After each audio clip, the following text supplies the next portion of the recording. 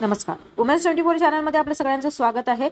श्री सिद्धिविनायक गणपती बाप्पाच्या प्रांगणात वटपौर्णिमेनिमित्त वडाच्या झाडाचे पारंपरिक पूजन मोठ्या भक्तिभावाने व उत्साहात पार पडले. परिसरातील महिलांनी एकत्र येत धार्मिक विधी करत वडाच्या झाडाची पूजा केली आणि परिसरात आध्यात्मिक वातावरण निर्माण झाले.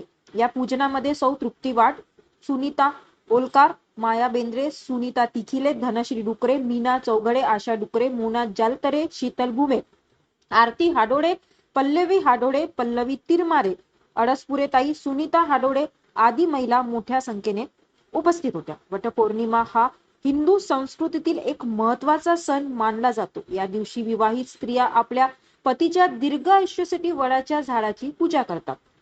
वडाच्या झाडाला त्रिवेदेचा वास असल्याचे मानले जाते आणि त्यामुळे त्यांचे पूजन अत्यंत पवित्र मानले जाते. या निमित्ताने महिलांनी उपास ठेवून वडाच्या झाडाभोवती प्रदक्षिणा घालत सौभाग्य व सुख समृद्धीसाठी प्रार्थना केली.